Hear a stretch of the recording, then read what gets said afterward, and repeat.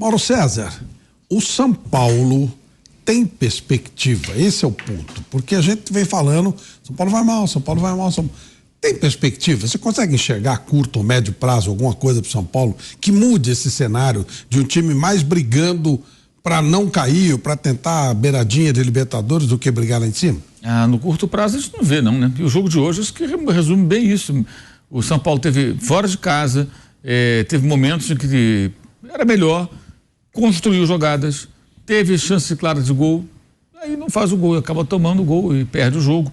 Ou seja, é um roteiro que se repete há algum tempo. O elenco, tecnicamente, me parece mais fraco do que o do ano passado, porque, inclusive, os investimentos foram menores esse ano, muita troca de jogador, mas buscando jogadores mais baratos, jogadores livres aí no mercado, ou seja, não é um elenco muito qualificado, fica dependendo de um jogo coletivo muito bom que o São Paulo não está conseguindo. E aí entra também uma questão que é o próprio Rogério, né? Essa relação do Rogério, São Paulo, o Rogério ele acaba sendo tudo dentro de São Paulo. Ele é o técnico, aí é ele que toma decisões, aí tem o problema agora do Luan. Quem decide que o Luan não joga não é o presidente do clube, o vice de futebol, o diretor executivo, sei lá quem, é o técnico. O Luan não tem contrato, não vai jogar, quer dizer, ele acumula responsabilidades e funções muito em função aí do peso que ele tem na história do clube. Não sei até que ponto isso também é ruim, porque acaba sendo uma série de atritos, né? Quando ele não coloca o Luan, eu nem acho errado. Se o cara não tá nessa história de renova há quanto tempo? Que é uma coisa que eu acho muito questionável do jogador brasileiro, que na Argentina a gente vê isso menos. O cara chega menino ainda no clube.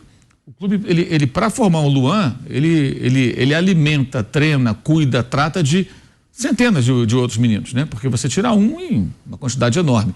Então o São Paulo mantém uma estrutura, ali você tem, além de treinar, material para treinar, o jogador se alimenta, tem médico, tem dentista, tem psicólogo, tem todo o acompanhamento. Eles moram no CT, vêm de outras cidades, de outros estados.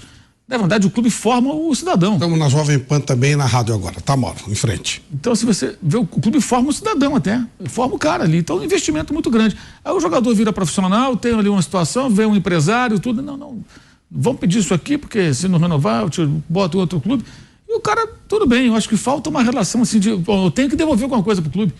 Eu gosto de contar sempre a história mais recente de várias que existem assim, foi a do Montiel. Montiel, que bateu o pênalti, que deu o título à Argentina, ele chegou aos 14 anos ao River Plate.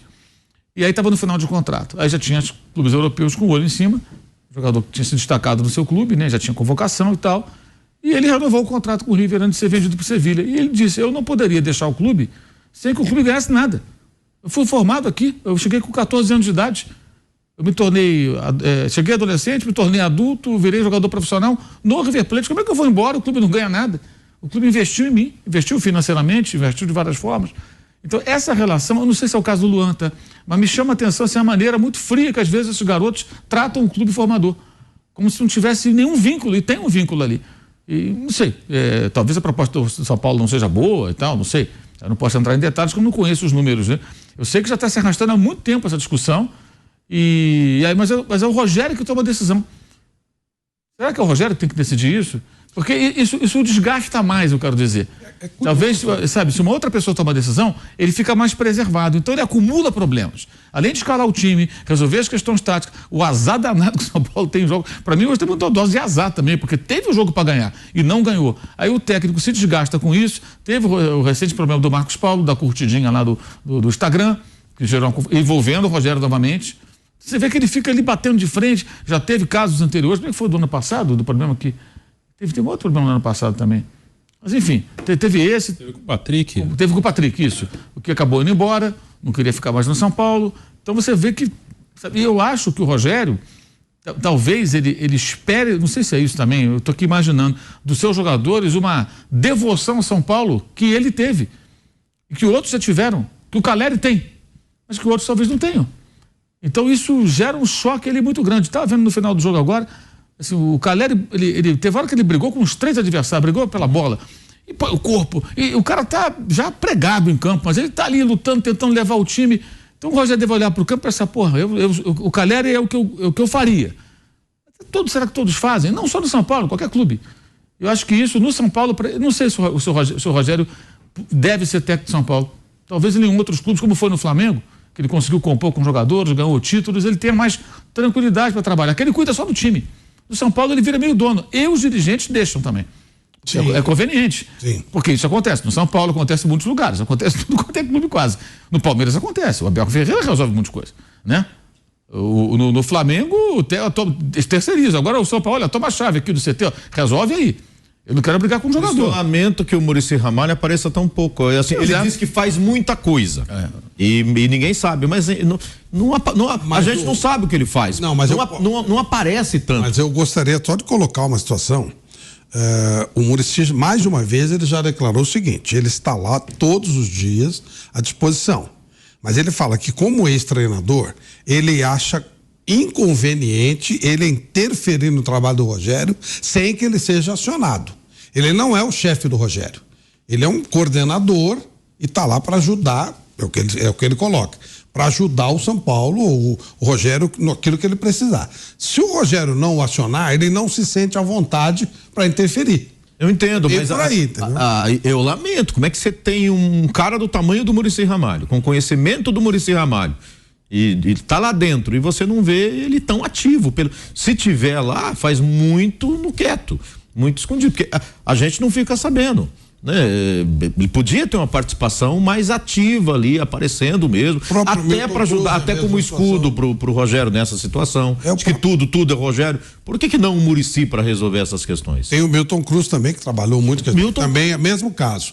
Bruno, o Mauro citou o caso do Luan, mas a gente tem visto sucessivamente jogadores do São Paulo jovens indo embora tranquilo. O Luizão, que jogou muito pouco. Sim. O Igor Gomes agora foi. Parece também que o São Paulo não está sabendo cativar esses jogadores de uma tal forma que eles se sintam devedores do São Paulo. Já lá atrás o Kaká saiu meio numa situação dessas. Coisa que, embora muito criticado, o Neymar não fez com o Santos. O Neymar renovou com o Santos, ganhou uma porcentagem maior, é verdade, do passe, mas ele deu ao Santos algum retorno, né? O São Paulo já vem há um tempo, assim, com esse tipo o jogador sair, deixando o jogador sair. Até onde o São Paulo tá agindo errado, até onde o jogador realmente está sendo, digamos, ingrato, entre aspas, como é que você vê isso? São casos que, tem alguns que são complicados, uns diferentes. O São Paulo hoje realmente é um time difícil de jogar, é um time muito grande, que não ganha grandes títulos, que mais perde do que ganha, aliás, nos últimos anos perde muito mais do que ganha. E aí vai gerando desgaste também nos jogadores. O caso do Igor Gomes, por exemplo, ele foi escolhido ano passado por uma boa parte da torcida para ser o culpado por tudo. Então, qualquer derrota que ele estivesse em campo, ele era vaiado, pegavam no pé.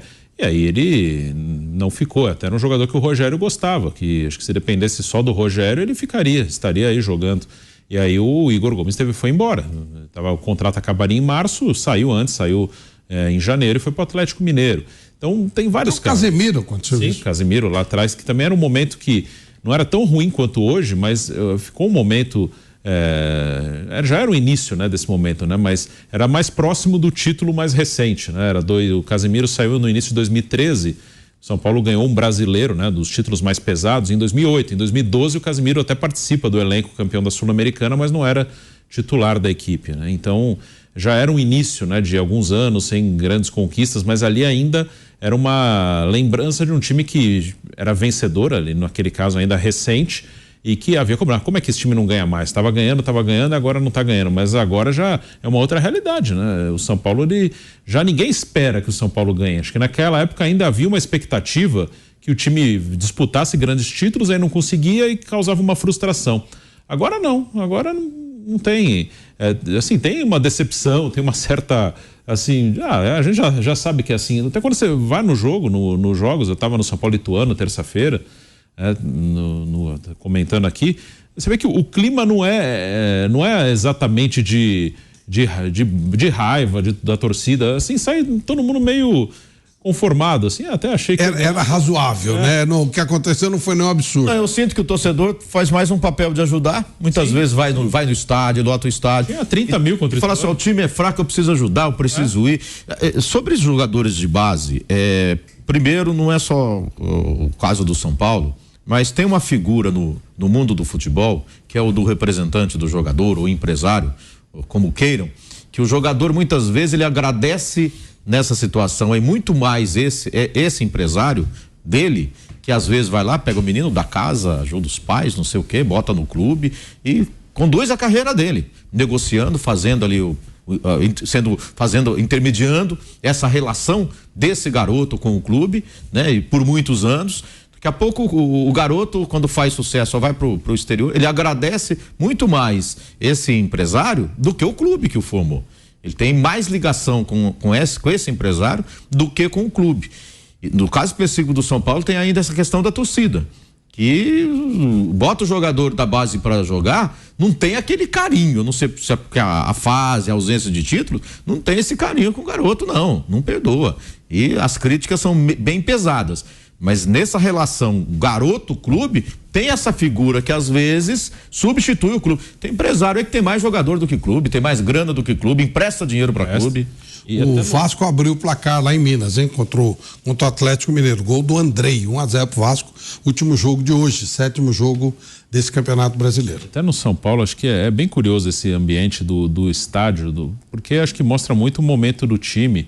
E é um pouco perigoso, assim, um certo conformismo. A torcida está comparecendo, sim, e acho que está mais nessa de que se a gente largar também, não sobra nada, né? E só que antes, quando você ia pro Morumbi e o São Paulo perdia, você ficava, os colegas trabalhando, vamos esperar uma horinha para sair, porque lá fora vai ter protesto no portão. Agora não tem nada, pode perder, você sai na mesma hora, não tem ninguém.